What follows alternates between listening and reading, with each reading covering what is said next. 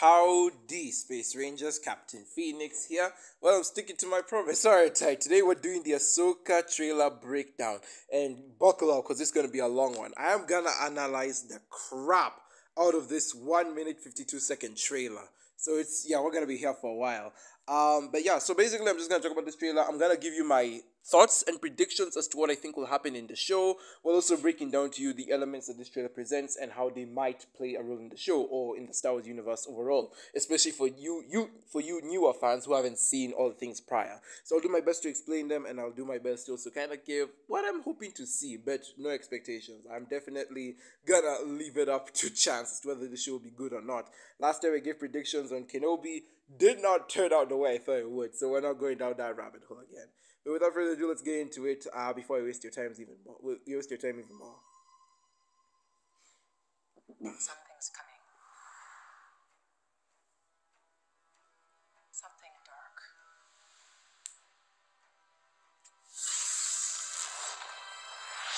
Alright, so this first scene, we see Ahsoka on like some random desert-looking planet at some temple. This could very well be an ancient Jedi Force temple or something like that.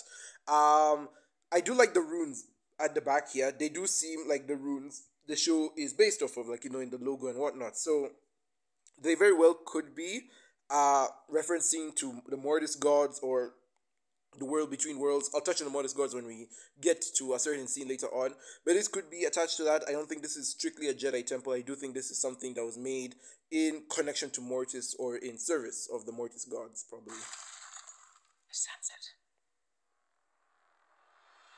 Of course, there we have Ahsoka with her Lekus. So for my Rebel fans out there, we all know that in that show, Ahsoka's like Lekus. For those who don't know, the Lekus are like the long things on the side of her head. They were longer, but apparently they had to shorten them for the live action shows because they needed to emphasize on the action more, and the long Lekus weren't working. So they made them shorter just so they could make the action better, which I'm always good with. Like if you had to do it for a reason, I'm fine with that. So at the very least, they gave an explanation. There's no in-universe explanations, so just don't think about it, don't worry about it. It's literally not gonna bother you. But for the die-hard fans, there is an explanation as to why they made them shorter. It was so they could make the action better, which I am never against. And then here we have Sabine as well. We'll go back to her in the next image. There we have a Loth cat. It's so funny how we have the Loth cats in this show, which are like really small, and then we have the Loth wolves, which are like man-sized. So it's funny. Here we go. We have Sabine. So this is most likely gonna take place in the first episode, I'm pretty sure. Which is funny because for those who don't know, Sabine in Rebels, because this show does take place like right after Rebels. I'll talk about the timeline of the show because it does seem a bit weird. But for what it's worth, this show does seem to start at the end of Rebels, which is funny because Sabine's hair wasn't this long. So for those who don't know, Rebels was an animated show that came out from 2014 to 2018. It is canon to the rest of the Star Wars universe, and it's basically, Ahsoka is basically a sequel series to Rebels. So if you're a Rebels fan, Ahsoka will be great for you. I don't know how the show will kind of explain its existence to those who haven't seen Rebels, because as mentioned, it does seem to be heavily tied to Rebels. Maybe to find a way to give off that explanation in a natural way. If not, that's fine. But basically, if you haven't seen Rebels, basically it's the predecessor to Ahsoka. It's what the show is gonna be following, and all of the characters from Rebels are gonna appear in Ahsoka. For example, Sabine. So Sabine is the character you see on screen here. As you can see, at the end of Rebels, she did cut her hair short, but in the trailer, it's back to being long. So I'm assuming it's kind of like the same situation as Ahsoka's Lekus. It's where it's like, don't worry about it. It's a minor detail. It means nothing. Move on. So I'm not really gonna comment on the hair that much. Another thing I found funny is that in the Rebels finale, Ahsoka does show up to meet Sabine, but she wears like this cloak and like is holding this staff, looking kind of like Gandalf from Lord of the Rings. But then we see the Ahsoka trailer, she's not wearing that at all. I just find it so funny, like how Rebels and Ahsoka should just have like these two completely separate like set pieces for their ending. But I guess since one was the ending of one show and this is the beginning of another show, again, little inconsistencies like that don't really bother me. It's not like it breaks the entire canon of Star Wars. Right, then we have these guys. These ones look very interesting. They kind of remind me of, how should I say? They kind of look like the Knights of Ren meets the Praetorian Guards from the sequel trilogy. Like the red is very much like Praetorian Guards, Sith Trooper armor. And then the helmets and the backpacks and like the pikes are like Knights of Ren. And and the Enfys Nest people, the Cloud Riders from Solo. It kind of looks like a mixture of all of them. However, these guys, I don't think they're big on the story. I think if anything, they're just like regular bounty hunters at most. They have like the electro staff, some regular blasters. They look like bounty hunters, really, or assassins at most. And as we can see, based on the hole at the bottom right of the screen, this is on the same planet Ahsoka went to. This is on the same temple she dug the hole into with the circles and stuff. So I'm assuming once she comes out of the temple, she will meet these guys and she'll fight them. But I don't think they'll have that much of a bearing on the story. So I'm not really too concerned about them. They look cool though. The designs look amazing. Here we get to see the Phantom from Rebels. This is the smallest ship that's tied to the Ghost. So the Ghost is the main like ship the crew used to live on in Rebels. However, now the Phantom was like a small compartment of that ship. So it's cool to see the Phantom back. I hope we get to see the Ghost later on. Here we get to see Hera in the ship. So Hera was the captain of the Ghost from Rebels. She was like the captain of the crew from Rebels. So it's cool to see her riding the Phantom once again. And it seems like she's chasing an Imperial ship of sorts that's carrying something. I have no idea what is that thing. I have no idea what it is. But it seems like it's gonna be important to the plot. Now the interesting thing to note is that since this is after Rebels, Hera does have a kid, and this kid is called Jacen Syndulla. He's the son of Hera and Kanan Jarrus from Rebels, and it's also believed that he's Force sensitive. So I don't know if he's gonna make an appearance in the show. I don't know if he's gonna do anything interesting. I do have a bit of a theory that Luke Skywalker might come in and recruit Jacen to be part of his Jedi Academy. It would be a cool way for the show to bring in now the original trilogy characters, like Luke, for example, and have Luke be like, "Hey, Jacen, I want you to join my Jedi Academy. I want you to be an apprentice." And Hera will be like, "I'm not so sure about that." And we could get some interesting interactions. Luke isn't in the trailer as far as we're concerned, but I have heard a lot of people say they want him to be brought back into the show, and this will be like a very easy way to bring Luke into the show, and then helping Ahsoka with whatever adventure she's going on.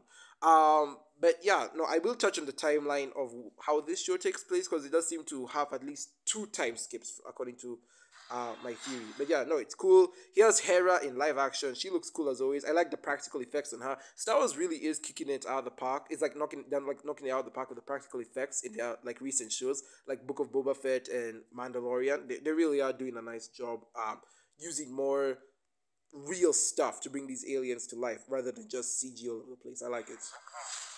There's Chopper. Chopper is everyone's favorite murder droid. This guy, he and Anakin are top tier, like, people who like to break the Geneva Conventions. Chopper has committed so many war crimes, and I'm so glad he's back. Right, now we have this chick. She's the most interesting part of the trailer, aside from the old guy, but we'll touch on the old guy in a second. So she's come onto, like, some Republic ship. I was gonna say Imperial, because this chick here is wearing an Imperial outfit, but maybe it's also a Republic ship. They just changed the uniform. And as you can see, she is wielding an orange lightsaber. Let me see if I can back up. Back up! Back up! Right. An orange lightsaber, or I like to call it blood orange, because it does have a hint of red in it. I will touch on this in a second as well, when we get to see its second appearance. But my theory was that she's most likely an Inquisitor, who I guess has a blood orange lightsaber for a reason. Again, I'll probably touch on why the lightsabers are orange. But my theory is that she used to be an Inquisitor, and now she's trying to hunt down Ahsoka or something. Or maybe she and Thrawn are working together. Who knows?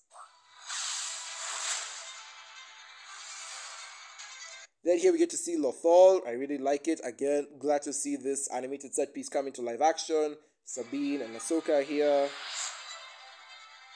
Okay, so okay, so it's funny because Ahsoka is wearing a cloak in this image, but it's not like the grey cloak we saw from the end of Rebels, nor does she have her staff. So they've clearly changed a lot from that ending. But I like how they're still trying to pay homage to it or reference it. Things have changed. Right, then here I think this is a council of people from the New Republic. Like these are the senators of the New Republic. Of course, we have Mon Mothma in the middle, played by, I swear, is her name Genevieve O'Reilly? I hope I got her name right. Honestly, I love her playing Mon Mothma. I think she's the best actress for the job. And sue me if you want to. I will fight you. She is better than the old actress from the original trilogy, we can fight. Then apparently the guy to her right is apparently not Cal Kestis, Kazuda Siono's father from Star Wars Resistance. I haven't talked about Star Wars Resistance in like 3 years, so it's kind of weird seeing him here. And it's weird again. A Star Wars show is paying reference to Resistance of all things, a show that almost no one watched. But it is interesting that they did pay a reference to that, and like they're now acknowledging it and all the things in the Star Wars universe. I didn't know that, so that's pretty cool. Started hearing whispers. Then we have our main man Thrawn. He was like the villain in Rebel. He was like the main villain in Rebel season 3 and 4. He had a bunch of books based off of him in the extended universe of the old Star Wars canon. But since those books aren't canon anymore, we don't really have much Thrawn to deal with in this in the current canon. So I am really hyped to see him as a villain. I'm really interested to see what he's gonna do. It does seem that his return is very much like, how should I say, has already happened, I would say. Because at the end of Rebels, Ezra and Thrawn were lost in deep space to the, not Outer Rim, to the unknown charted, like the uncharted areas of the galaxy, the unknown regions of the galaxy. And so I thought the whole plot of Ahsoka would be trying to find Ezra and Thrawn. But it seems that Thrawn has already returned and he's already back in a position of power, so it seems. Because like we have this huge, luxurious, spacious office in front of him. And as said, he does seem to be commanding what's left of the Imperial fleet. So I'm very interested to know how Thrawn got back, yet Ezra didn't. Because, of course, I'm assuming Ezra is still alive, so I don't think Thrawn killed him or anything. So I'm very interested to know if he and Ezra got separated along the way and how he got back to be in this, like, luxurious style of, like, ruling or leading. And whether or not he truly wants to bring the Empire back. Because he did say that Thrawn is going to be a, quote-unquote, heir to the Empire. I'll touch on that in a second as well. So I don't know whether or not he is planning to become the next Emperor after Palpatine. If that was, like, always a contingency plan. I don't know. About Thrawn's return. As heir to the Empire. Alright, so this is really cool. A lot of people lost their minds when this line was dropped. For those who don't know, Heir to the Empire was a book trilogy that came out in the 90s. It was attached to the old Star Wars canon, so therefore it is not attached now, because when Disney bought Star Wars, they got rid of all the old Star Wars canon, so anything pre-Disney isn't really important anymore, except a couple things here and there. So basically, the Thrawn trilogy from those books was about, or the Heir to the Empire trilogy was a story focusing on a dark Jedi and Thrawn who wanted to become the new emperors of the galaxy. And this story was mostly focused on Luke. I haven't read the books. This is just off like secondhand information knowledge I get from like Wikipedia or whatever. But from this trilogy, it focused on Luke and the main gang from the original trilogy fighting back against these Imperial remnants, trying to keep them down as the new Republic is establishing itself as a government. And Luke would go up against this dark Jedi, and he would have like he would have a conflicting like ethics debate with him and whatnot. Whereas with Thrawn was a very good tactical leader, and he gave characters like Leia and Han and Lando a run for their money. And I don't know how the trilogy ended. I said all of this information is secondhand, but I can assume that Luke most likely killed the Dark Jedi and that Thrawn was most likely imprisoned for his war crimes afterward. Either way, I don't know much about the story. All I know is that basic synopsis. One thing I do know about the Heir to the Empire trilogy, or the Thrawn trilogy as it's more likely called, that's what the fan base likes to call it, is that a lot of people really did love it. It was a huge hit in the 90s, and it's one of like the biggest Star Wars stories that the EU was known for. And Disney might be making a canon, kind of adapting those stories, but instead of giving it to Luke, they're giving it to Ahsoka. From what I've heard, a lot of fans don't like that. They don't like the fact that Luke's story is getting taken away, because now rebuilding the Jedi Order has been given to Rey, and fighting Thrawn has been given to Ahsoka, so they kind of left Luke with nothing. So I kind of do hope that he does show up in this show at the very least, so he can still do something. Here's a chick from Mandalorian season 2 episode 5. She fought Ahsoka, and Ahsoka was even interrogating her about where Thrawn is. So it seems that she's in that same office space that we saw Thrawn walking down in. So it's very safe to assume that she is working with Thrawn. I don't know if she knew where he was, but I can assume that she is working with him currently, and that these two are gonna be like back to back fighting against the New Republic and all the Ahsoka and all her buddies. Right, now we have the biggest part of the trailer in our opinion. This is something I really want to talk about. I like to call this area the world between worlds. First, let's talk about this guy and his lightsaber. So, his lightsaber, much like the chick from Alia, is blood orange. So, it's not fully red like a Sith. This makes me wonder, who are these people? because we don't really have much lore on orange lightsabers in the Star Wars universe. We've heard some instances of lightsabers that look kind of orange, but that's because they mostly had weird power sources. They didn't really come from crystals, from kyber crystals, the things that power lightsabers. So it's very interesting to know where these guys got their blood orange lightsabers from.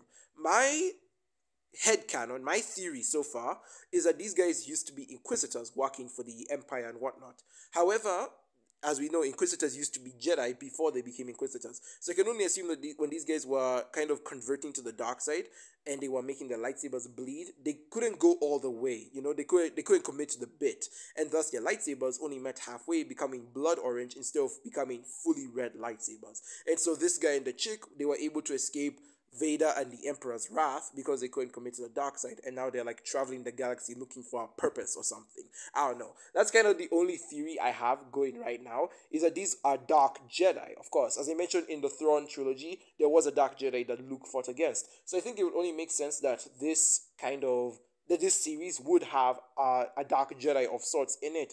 I don't think a Sith is most likely, because I said there are no Sith existing at this point in time in Star Wars. Most of the Inquisitors are dead, and if there is an Inquisitor still alive, the show would have to explain how they survived past the original trilogy, because, again, the Inquisitors were never meant to live past the original trilogy. So, I do have a lot of, I do have a strong feeling that these guys are either Inquisitors or they're Dark Jedi, I feel. Or both, even, because Inquisitors are kind of corrupt Jedi in a sense. So that's why I think their lightsabers are red, and that's why I think these two came from. The chick, it's easier to believe she's an Inquisitor because she looks really young, so I have an easier time believing that she used to work with Vader. This guy, however, looks really old, so if he wasn't killed in the Purge, it also kind of makes sense that he would be an Inquisitor, but, like, I don't know, he gives me that sense of he's been around the block, and he doesn't give me that vibe of he used to work for Vader. If anything, I do feel like he's his own party, again, much like a Dark Jedi, and is just kind of doing his own thing, and now that the Empire is gone, he's stepping into his own. I have no idea who these people are, by the way. I'm just calling them the old guy and the chick. They don't even have names. They're completely new characters in the Star Wars lore. So, me coming up with theories for who they are, what their identities are, it's all theory and speculation right now. So I think their lightsabers are blood orange simply because they couldn't commit to the dark side, but at the same time, they've completely left the Jedi ways, thus making them not Grey Jedi, because Ahsoka is a Grey Jedi. So I would say more like Grey Sith, in a sense. Sort of like anti-villains, They're not full-on villains, but at the same time, they're nowhere close to being a hero. And I feel like these two survived Vader's wrath or something, because maybe the Inquisitor program failed for the Empire. Now, let's talk about the place in the background. We have to prepare for the... Oh, of course, now we have Hera here, talking to some New Republic recruits. You love to see it. Again, love live action Hera. I feel like they brought her into the fold pretty well. I don't know who her actress is. I didn't get her name, but I feel like she's playing her really well. Alright, here we go. Wall between walls. So, for one, we get to see Ahsoka wielding one lightsaber in this scene, which is very interesting because she's normally wielding two lightsabers. So I can only assume she either lost her other lightsaber or it got cut. So most likely Ahsoka has been beaten in this battle. The old guy that she's been fighting was able to get a bit of the upper hand on her and destroy her other lightsaber, leaving her with only one to fight back against. I think that would be pretty cool to heighten the scenes. As I said in my reaction video, I do feel like this scene is mostly gonna be in the final episode because it just looks too cool to be like in the middle of the season or something. So this feels like a climactic battle. But ignore Ahsoka right now. Look at the background. Look at those spirals and whatnot. And I think there's another angle for them here later in a bit. Yeah, we get to see more of this background. So, as I said in my video, I do think this is the world between worlds. For those who don't know, the world between worlds in the Star Wars universe is this world or this like spacious area that exists outside of space and time. And basically, it connects all the branches of time in the Star Wars universe together. It can only be accessed by Force users, so basically Jedi and Sith. And as mentioned, it exists outside of space and time but connects all the branches of the Star Wars timeline. Basically, you can use the world between worlds to time travel. You can go to any planet at any point in time in Star Wars, and you can basically do whatever you want. We got to see a glimpse of the true potential the world between worlds could hold when Ezra went into it at the end of Rebels Season 4. He went into the world between worlds and he pulled Ahsoka out from her duel with Vader. So, meaning that if Ezra was not there, Vader would have killed Ahsoka. But because Ezra created a sort of time branch, he was able to save Ahsoka from Vader's wrath. He also wanted to save his master Kanan, but that wasn't possible because Darth Sidious at the time also wanted control of the world between worlds. And you can just only imagine what a Sith would do if he had the power of time travel. Luckily, Ezra and Ahsoka were able to escape his wrath before he got a hold of them. But yeah, the World Between Worlds is essentially Star Wars' version of a time machine or time travel that Force users can use if they're able to access it. You can only access the World Between Worlds through the World Between Worlds through what do you call it? Various portals in temples located around the galaxy, which is why I was saying the temple Ahsoka visited at the opening of the trailer. I don't think it's a Jedi temple. I think, if anything, it was a temple that was made for the Mortis gods, because that's what Ezra came across. In Rebel Season 4, Ezra came across a Jedi temple that was also a temple for the Mortis gods. For those who don't know, the Mortis gods are the physical embodiments of the Force. We have the father, who represents the balance of light and dark. We have the daughter, who represents the light side of the Force, and the son, who represents the dark side of the Force. There was an entire Clone Wars arc focusing on them, and by the end of that arc, basically all of them died. So in Rebels, we only have temples that are made in their honor from people who used to worship them way back when. And so in Rebels, we get to see how Ezra was able to use the energy from the temple to create a portal to take him into the world between worlds. So I think what Ahsoka saw in the what we saw Ahsoka going to in the beginning of the trailer. Let me just see it. This temple area, I do think this was a temple made for the Mortis gods as well, and that the hole she falls into will most likely hold a portal to the world between worlds. That's my theory going into this so far. So if anything, she might go into the world between worlds at least twice in this show. The first time when she goes in the first episode to this temple, and the second time in the finale when she fights against that guy. I don't think there's gonna be any time travel shenanigans in this show, because time travel is a very finicky subject, and if you introduce it into Star Wars, you are playing with fire. Rebels used it very lightly, like only for one episode, so I don't think it's gonna play a huge part in this show, because if it does, it will affect the rest of the Star Wars timeline as we know it, and you will upset a lot of fans. There will be a lot of angry fans who will be like, why didn't you change this thing? Why are you introducing time travel? Now you've messed up the whole law. It's going to be messy. So if they do use the world between worlds, I do hope they use it sparingly and they explain the rules very carefully. Otherwise, this show is putting a lot on the line if it leaves something up to interpretation. I feel like this is the one time where a lot of explaining would be necessary. But yeah, anyway, so we have Ahsoka fighting that old guy in the world between worlds. Or at least what I think is the world between worlds. It could be a Mortis temple, if anything. It could just be a temple that was dedicated to the Mortis gods. I may be thinking too much into this. For the worst.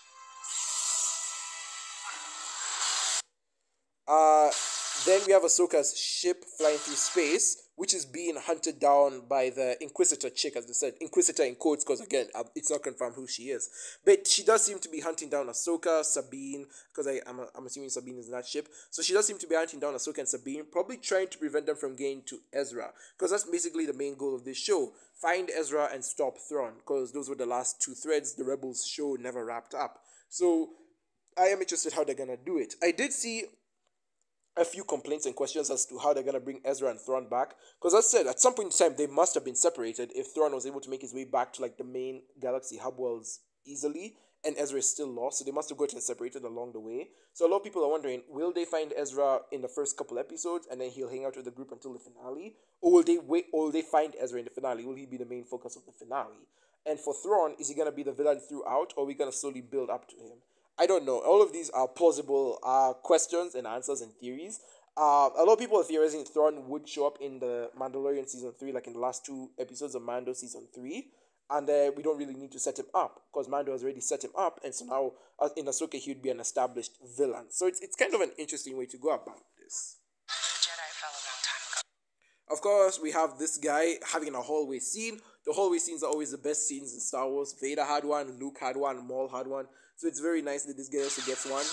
He seems to be fighting some New Republic soldiers, lifting them up, cutting them down. I have heard theories that this guy is an alternate version of Anakin or Luke, because the way he fights is very much like Vader with the stiff movements, but his force powers and his abilities seem to mimic the movements of Luke and Vader, where they reach out their hand and like they crush their enemy as they walk towards them and slice them up. We saw Vader do this in Rogue One, and we saw Luke do this in the Mando Season 2 finale. So I'm seeing a lot of theories come up that this guy is an alternate version, like he comes from an alternate timeline where Vader never got burned, or Luke turned to the dark side at the end of Return of the Jedi, and he killed Vader and he became like the new Dark Lord. And so now he's like kind of going around this timeline doing that stuff, which is what I'm saying, because it does seem plausible that he could have come from another timeline, especially if Ahsoka went into the world between worlds and accidentally pulled like evil Sith Luke out.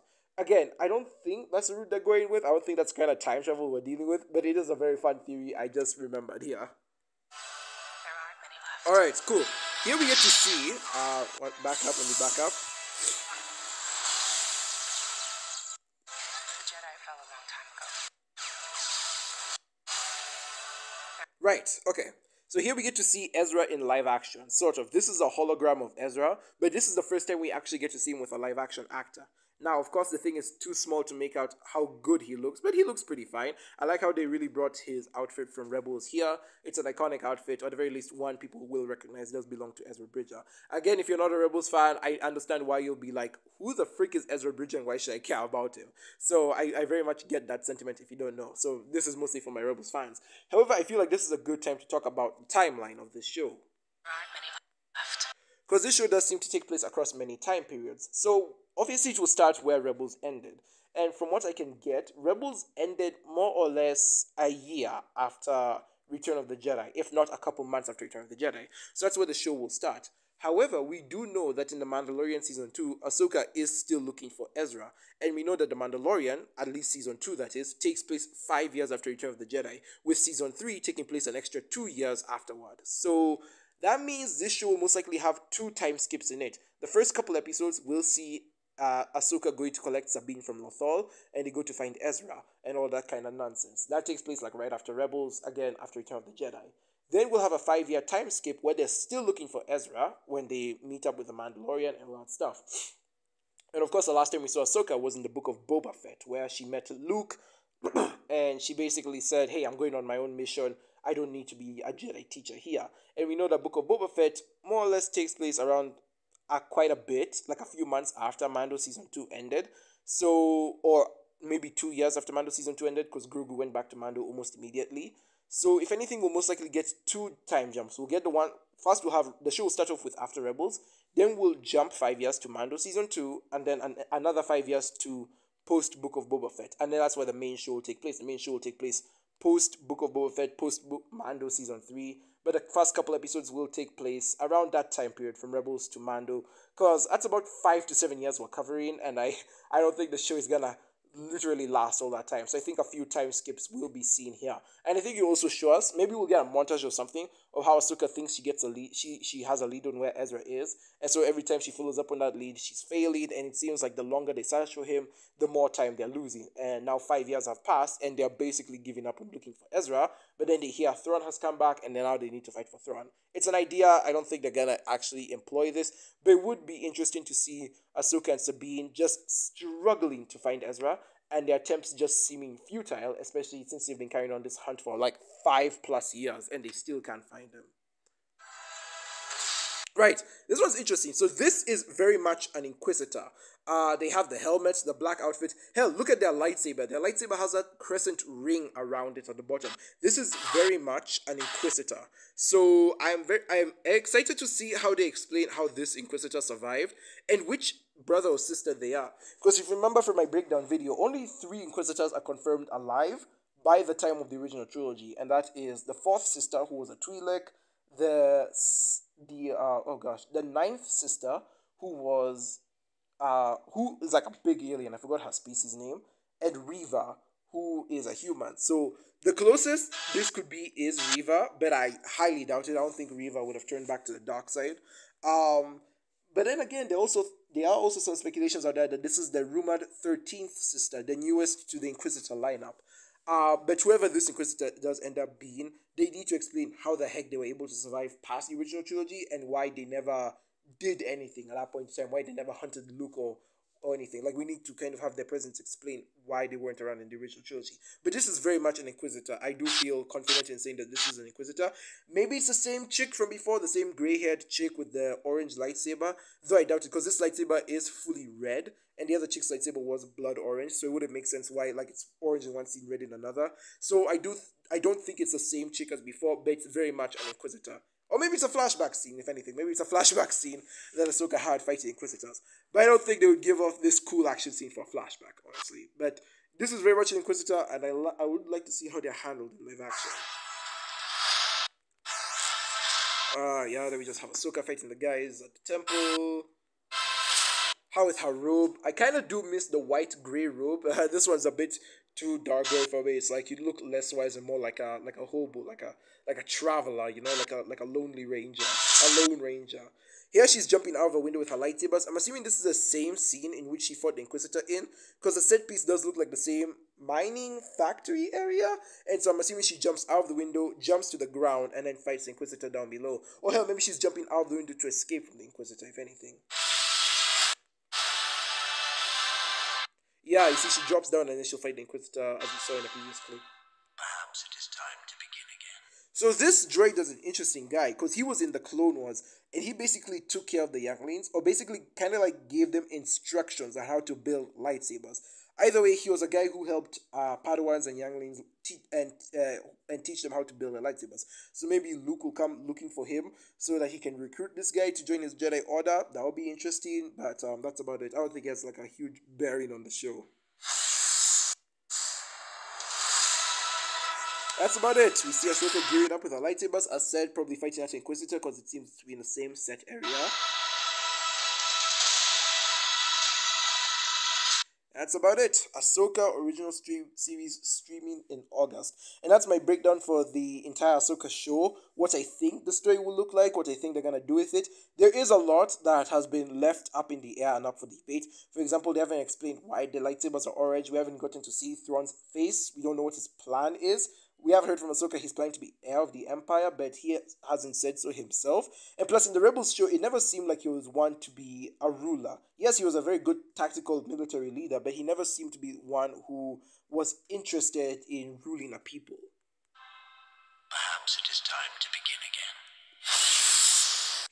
So I'm very interested to see what they're gonna do with him. Of course, oh gosh, what's her name? Ahsoka looks great in live action. I forget the chick's name who played her. Why would I forget it? No. Oh crap, it left me. I literally had her name just now on the tip of my tongue. But she looks great playing Ahsoka. I really do like how they brought her into live action. Again, I'm not upset about the Leku length. And again, I really like the way they painted over the orange paint, the skin, all that stuff. It really looks good, way better than it did in Mando Season 2, in my opinion. So, I love the updated look here. And again, I'm very excited for this show. Dave Filoni is very much directing and working on this show. So, most of this does come from him. So, if it fails, Dave... I have a lot of faith in him, honestly. Like, we haven't gotten a bad product from Dave, I would say, so far. If it is good, of course, congrats, Dave. You have passed your Jedi training. You learned from your master well. Because for those who don't know, Dave Filoni worked really closely with George Lucas back in the day. So, if this show is good, he's proven himself to be, Star Wars savior. If it's bad, Dave, why would you disappoint us like this? Just stick to animation at that point. But I'm really hoping it's good. I'm really hoping this is one of the best Star Wars shows, period. I'm hoping it's a love letter to Rebels and the original trilogy, and to the Thrawn trilogy, or the Heir of the Empire trilogy, whatever you want to call it. And that it pays respect to it on how they're going to adapt it. I don't think Thrawn will be killed or defeated in this show, because they did also announce that Dave Filoni is making a movie that's going to end the quote-unquote Mandoverse. It's going to be... it's going to be the end, the climax of the Mandoverse. So everything like the Mandalorian, the Bad Batch, and the Ahsoka show, that movie is going to be the big finale to these kind of shows. Kind of like Trollhunter's Rise of the Titans was to Trollhunter's Wizards and Three Below. Except I'm really hoping Dave doesn't reverse the events of the Mandoverse in that movie. Because as we all know, Trollhunter's Rise of the Titans had an ending where they reversed literally all the other three shows together with time travel. And now that we know the World Between Worlds is very much playing a part in this show, I'm really hoping Dave doesn't use it to just retcon everything, Dave. Please, don't do this. Just give us a good movie. Yeah. But speaking of the movies, I think before I wrap up, let me talk about the movies real quick.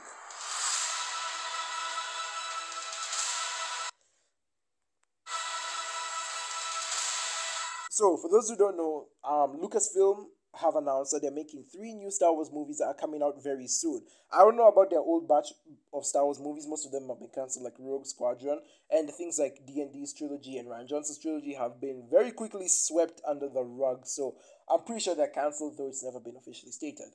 However, at this year's Star Wars Celebration, they've announced 3 movies that are in production and they're coming soon. The first movie, as I mentioned, is Dave Filoni's movie. That will be the climax to the Mandoverse, the big finale to it all. So I'm assuming this movie will come out once the final season of The Mandalorian comes out and whatnot. Then we're getting a movie focused on Rey. So we're basically getting episode 10. Everyone thought episode 9 was the big finale to the Star Wars, to the Skywalker saga, but no, it's episode 10. So we're getting an episode 10, as I like to call it, which takes place 15 years after the rise of Skywalker, and it focuses on Rey building her new Jedi Order, training the new Jedi, setting the precedent for them, blah, blah, blah, all that stuff. And we are getting a Dawn of the Jedi movie. This movie focuses on the very first Jedi. So this is interesting. We're getting a movie focused on the newest Jedi, as well as a movie focusing on the first Jedi. And I'm kind of excited for all of these things. Of course, I'm excited for Dave Filoni's movie the most, because this is a guy who truly loves Star Wars and has been doing this thing for decades at this point. So I'm very excited for his stuff the most. But I'm also very excited. I'm also very interested in the sequel trilogy movie, the episode 10 movie we're getting, because Daisy Ridley is coming back and she seems very excited to be in the role. I don't think her character Rey was a bad character. I do think she was characterized well in The Force Awakens and The Last Jedi. It's the rise of Skywalker that completely ruined her, in my opinion. But I think they could pull it back. I think they could write it well. And of course, no hate to Daisy Ridley. I never hated Daisy Ridley from the start. So I'm very happy that she's happy to be back on this. I just wonder if they'll bring back the other characters as well, like Finn. Like, you can't not bring Finn back. I do know John Boyega left Star Wars on very bad terms with like the directors and the people and the higher ups and whatnot. So I do think it'll be very hard for him to come back or to say yes to coming back. But who knows? Maybe they'll make his paycheck bigger. Either way, Finn had a really good arc in The Force Awakens. I really liked his character there. And I was one of the people who wanted him to be Force sensitive. So I'd be really happy if they brought him back and like he was Force sensitive and he was training in the Force with Rey. That would be really cool in my opinion. But if they don't get John Boyega back, it's gonna be very weird to explain where he went. At the very least with Poe, Poe isn't a Force user, so they could just say Poe went off on his own on the galaxy doing whatever, taking care of the Resistance, helping set up the New Republic once again, that kind of thing. At the very least, they have a reason to not bring Oscar Isaac back. But with John Boyega, I feel like they gotta bring him back. He has to come back, I feel. Then we have the Dawn of the Jedi movie. This stuff takes place before the Old Republic, and no, I know nothing about the Old Republic. I'm still waiting for Disney to make a trilogy on the Old Republic stuff so I can feel well versed in it, but I know nothing about the Old Republic games or the lore or anything. But this movie takes place even before that. This is almost beginning of the galaxy type thing, and it focuses on the first Jedi. From what they said, this movie is gonna be so almost like a biblical epic, which I kind of dig, because that's what Star Wars is, essentially, because the Jedi are like their own religion. So I would expect the movie about the first Jedi to be a biblical epic, and I'm very excited for what they're gonna do with it. However, we don't know when these movies are coming out at all. A lot of people have theorized that the first movie will come out at the end of 2025, but nothing is confirmed. And that's why I wanted to throw my hat in the ringer and sort of throw a prediction out there, just see if I can guess right. So my guess is, with these 3 movies, this is how they're gonna release them. The first movie is gonna be Dave Filoni's Mandoverse movie. My theory is that this movie will come out in May of 2025. However, it will not come out in theaters. It will come out on Disney Plus. This is going to be a Disney Plus original movie, and it's going to have the big budget effects and everything of a Star Wars movie. It's just going to be released on Disney Plus, mostly due to the fact that it is the end of the Mandoverse movies. So you'd have to have watched all the TV shows leading up to this movie. Again, Mandalorian, Book of Boba Fett, and Ahsoka. You'd have need to have watched all those TV shows going into this movie. It wouldn't make sense for them to release this movie in cinemas, especially for the general audience who haven't seen the TV shows. They'd be very confused. And much like Troll Hunters, where they released the movie on Netflix instead of cinemas, that's kind of what I'm assuming here. So Dave Filoni's Mandoverse movie will release in cinemas, and I'm assuming it will come out in May of 2025, because that's when Star Wars likes to be at its highest hype, in May. Then we have episode 10, Rey's movie.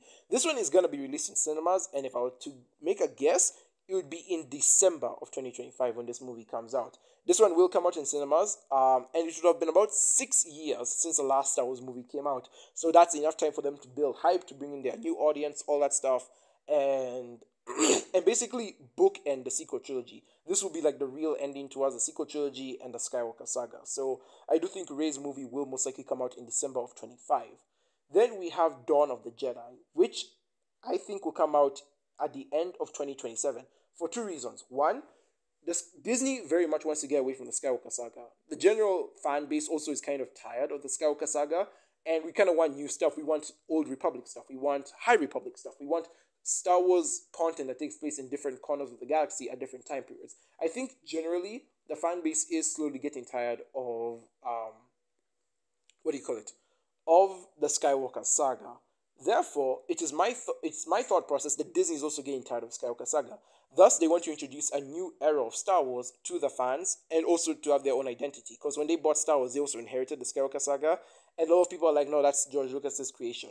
So I think Disney wants to have their own creation in terms of Star Wars. They want to have something that they can call their own, and yes, be like, yes, this is a Disney original thing. It's not tied to George Lucas. It's not tied to the Skywalker saga, and that's why I think Dawn of the Jedi comes in. Dawn of the Jedi is gonna be the beginning of the true Disney era of Star Wars. This will be the beginning of original Star Wars stories being told, different events taking place at different points in time in the galaxy that aren't connected to the main Skywalker saga in general. They can take place in the far past or in the far future or just generally somewhere else in the galaxy when the main story is going down.